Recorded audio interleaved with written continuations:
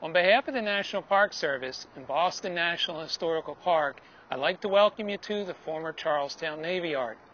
My name is Bill Casey. I am a National Park Service Ranger here at this particular site. And today we're going to explore three very important industrial sites within the former Charlestown Navy Yard. They'll range from dry dock number 1 to my left here, as well as the change forge, and also the rope walk. These three industrial sites were key components in operating the United States Navy through the 19th century and into the 20th century. Our first destination will be dry dock number 1. This particular artifact we see to our left is the oldest original operational dry dock in the United States. In 1833, when it first opened in June of that year, this particular dry dock began a long and illustrious career in service to the nation. One of its very first occupants, or I should say the first occupant, was no other than the USS Constitution. Today, though, this is more than just a historic artifact of the past. It's a fully operational dry dock, where not only the USS Constitution will go into in the future, but the other historic ship that's berthed here at the former Charlestown Navy Yard, USS Cass and Young. So let's not delay. Let's proceed and go down into the dry dock where we can share with you this National Historic Civic Engineering landmark. We are now down at the bottom of dry dock number 1. And as you can see, this 396-foot long dry dock could certainly hold a very large ship. And down through time, various other naval vessels have certainly come into dry dock number 1. USS Independence, the USS Olympia, as well as the USS Cass and Young. 3 ships from 3 very distinct time periods in United States history. The Independence was a sailing vessel. The USS Olympia was an all-steel naval vessel of the late 1890s. And the USS Cass and Young, a Fletcher-class destroyer now berthed at the Charlestown Navy Yard. So as you can see over time, this dry dock continues to be used for a variety of repairs, as well as one time ships could actually be building here. Now, when this dry dock was constructed in the 1830s, the intent was to have a location for naval vessels to come into for needed repairs on the hull, for instance.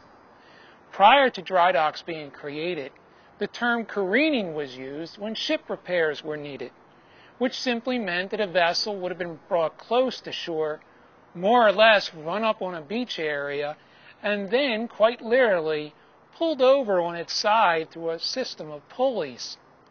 This enabled workers to either clean the hull or even repair the hull. Extremely dangerous, though. With the creation of dry docks, ships could be brought in through an open area next to the caisson where they could be safely brought in, the caisson safely restored to its original position, and then the water could be pumped out. The ship will be balanced on the blocks that we see ahead of us here. Then wooden beams will be put on either side of the hull in order to keep the ship upright. The water, though, needed to be pumped out of the dry dock because, as we can see directly behind us here, the caisson, called a plug or a door, would have kept the water from coming back in or going back out. Hence, in order to remove the water, you needed a series of pumps. Today, that former building, number 22, houses the USS Constitution Museum.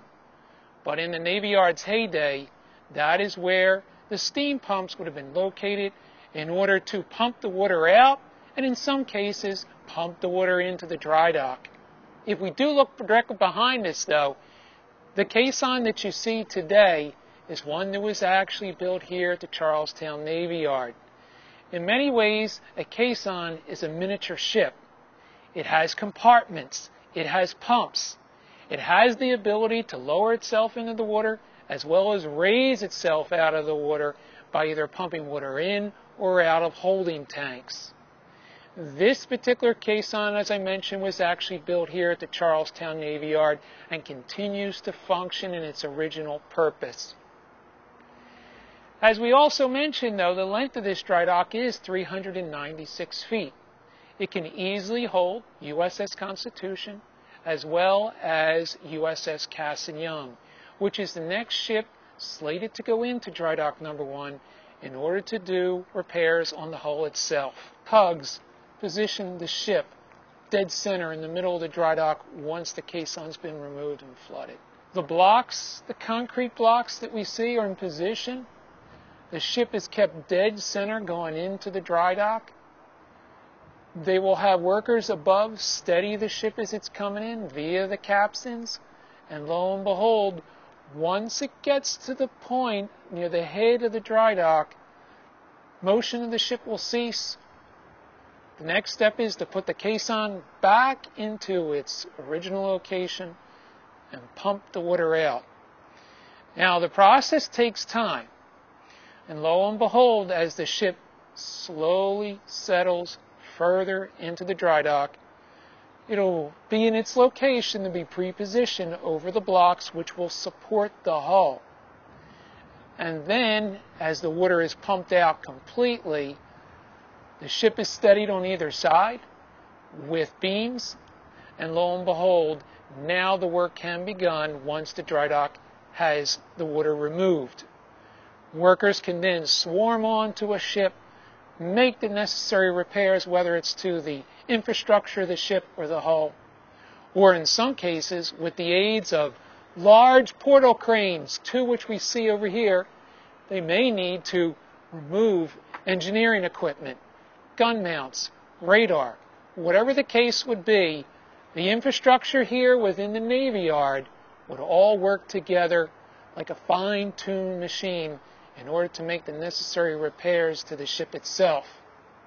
In some cases during World War II, this particular dry dock was instrumental in repairing ships that had been damaged during the war.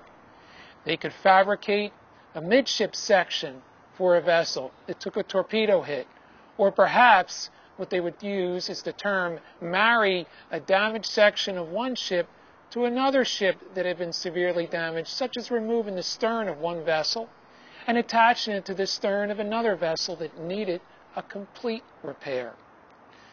Then the process is reversed.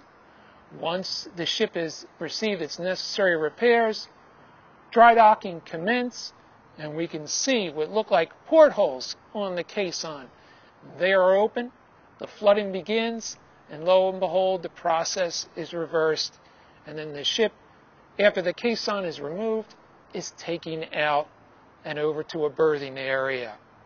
Hence, all accomplished in relative safety as well as a dry environment for the Navy Yard workers.